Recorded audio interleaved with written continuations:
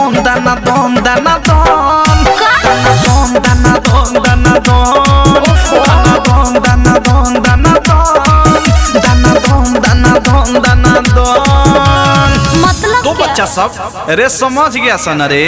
हाँ सर समझ गइल बानी, बताई का? तो बताओ सन रे।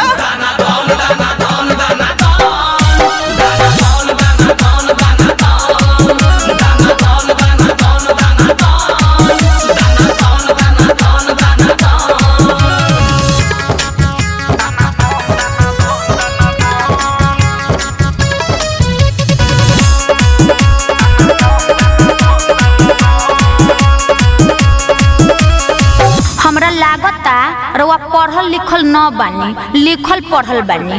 जब मरद के फुल फॉर्म बता देनी तो तनी यारों के बताइए दी। तो सुन ऐसे आई लव यू कही ऐसे कही या ऐसे तो के यारा ले जाके ऐसे करी रगड़ा रगड़ा तो बाद में कही का कही यारा वो यारा दिह दोबारा एक बेरी में तो मन न भरा। नया दादा नई यारा बा मेरी सबा मरद वाला फॉर्मूला या सरजी फिक्स बा तनी फेर से बताइली ही गान। एम से मारे वाला ऐसे अनार में आज से रात भर ऐसे आका डी से दाना दोन दाना दोन दाना दोन दाना दोन दाना दोन दाना दोन दाना दोन दाना दोन दाना दोन दाना दोन। ए ओ मंगरू का जगह उधरी। अरे उठ ना रे मंगरुआ, उठ ना। अरे तुम वहाँ रहा था रे, क्या समझा है बताओ तो तने।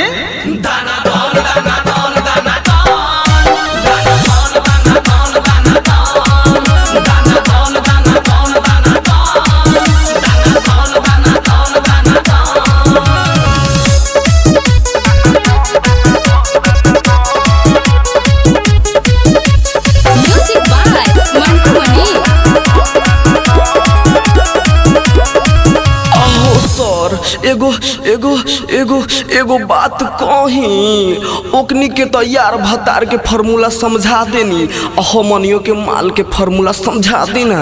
एम से खूबे काल माला बावे दोनों ऐसे आराम से एल से लबर लबर जे बोलब तो बोलब तुम्हारी धराम से तो कही का छैला ओ छैला ओ मेरे छैला छू मेरी थैला तेरी कहती है लैला।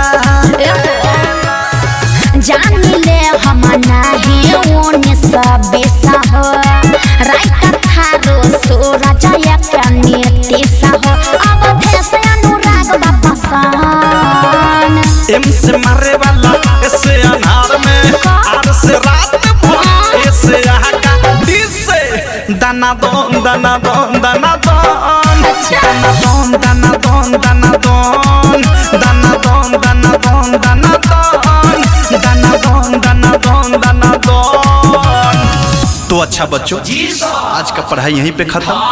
अच्छा ये बताओ मेरी पढ़ाई से क्या सीख मिली बताओ तो जरा।